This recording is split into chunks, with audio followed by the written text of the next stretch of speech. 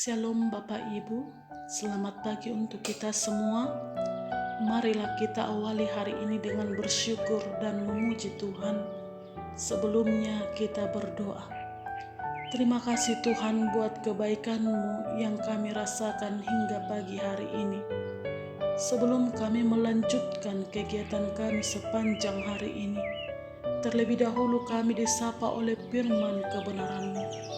Biarlah melalui firman-Mu yang akan kami dengar, kami dikuatkan dan diberi hikmat menjalani hari yang Tuhan berikan kepada kami. Amin.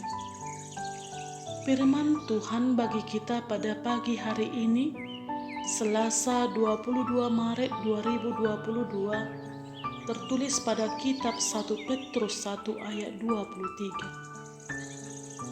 Karena kamu telah dilahirkan kembali bukan dari benih yang panah, tetapi dari benih yang tidak panah, oleh firman Allah yang hidup dan yang kekal.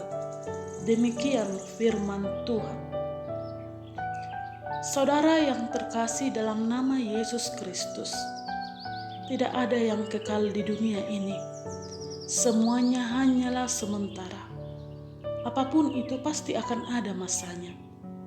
Manusia pun demikian juga, sama seperti rumput dan bunganya, bertumbuh dan bisa hijau.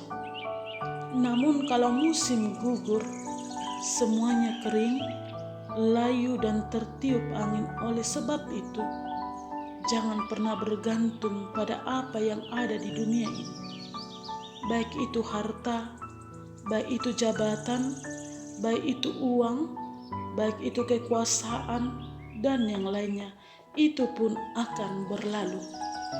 Saudara yang terkasih di dalam nama Yesus Kristus, di dalam ayat hari ini, Rasul Petrus menjelaskan keistimewaan orang percaya, bahwa kita memiliki hal yang tidak panah.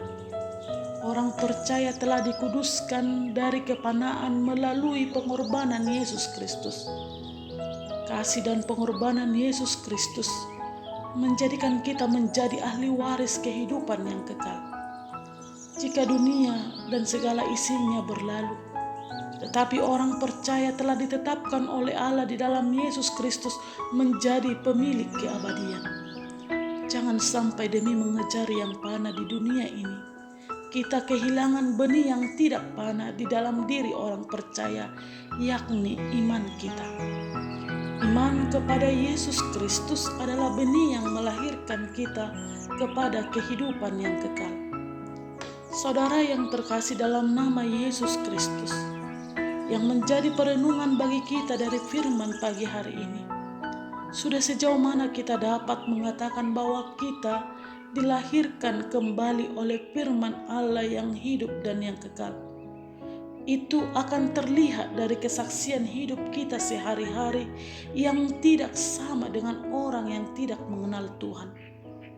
Kalau orang lain dengan mudahnya menyakiti sesamanya, maka tidak dengan kita yang justru memberi kasih kepada sesama.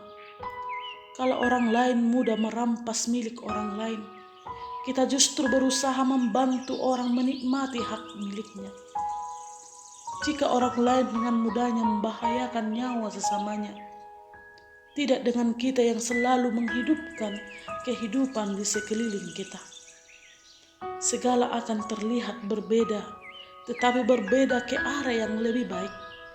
Itulah bukti bahwa kita telah dilahirkan kembali bukan dari benih yang panah, melainkan dari firman Allah. Amin. Tuhan memberkati aktivitas kita sepanjang hari ini.